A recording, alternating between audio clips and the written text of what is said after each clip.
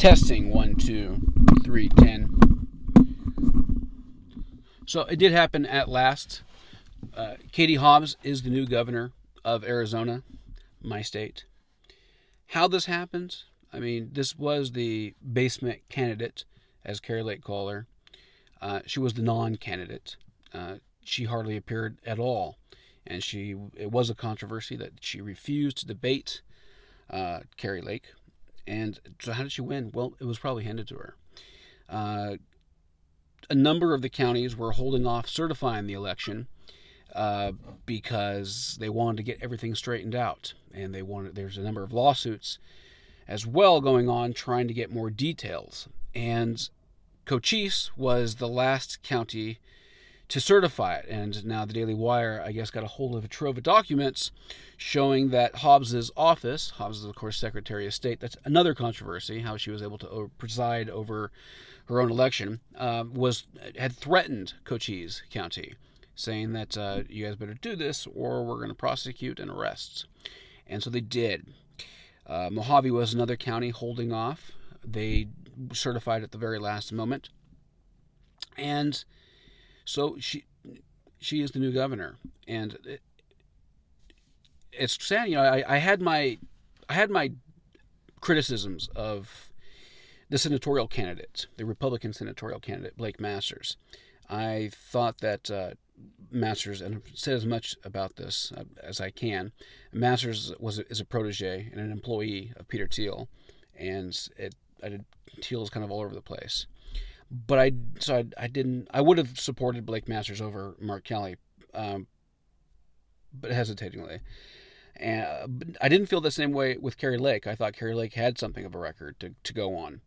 And it said that she had switched parties back in 2008 so as to support the candidate who said he was going to stop the Iraq War. That, of course, was Obama. And I thought it was perfectly pragmatic, and it shows a good, strong anti-war ethic, an anti-warrior.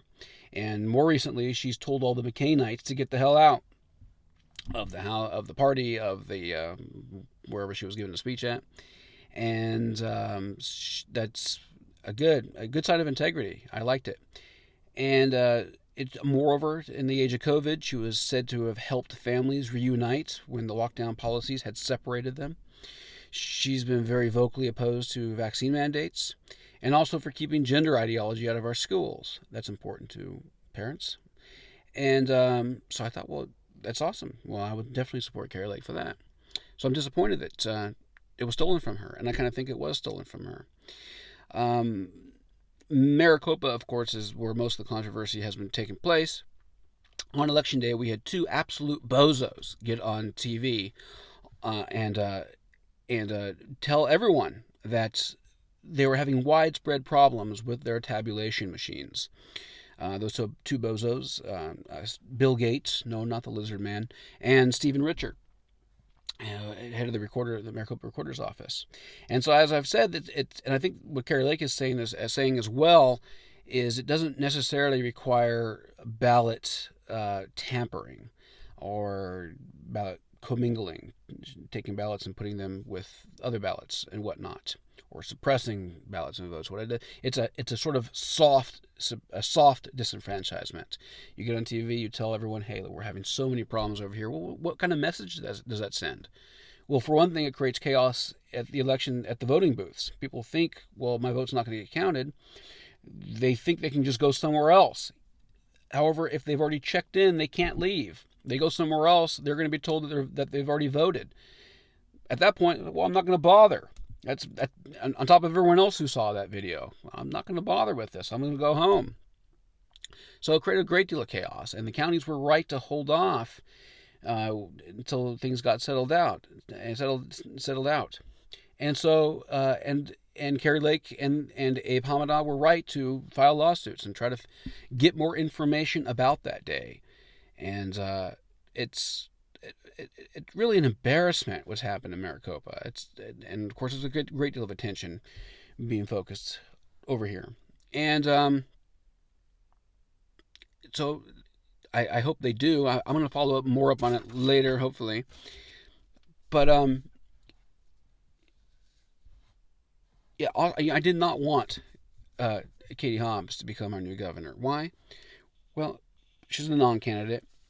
Come to find out that her husband is being named in a lawsuit because he is a child psychiatrist who had some part in transitioning a 10-year-old child. Anyone who tells a child they might be born in the wrong body is a groomer piece of shit, point blank.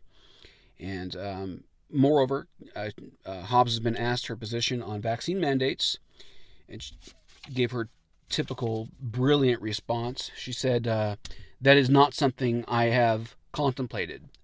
So yeah, she really is a ditzy person, and I just, you know, she's someone who celebrates Transgender Day of Visibility.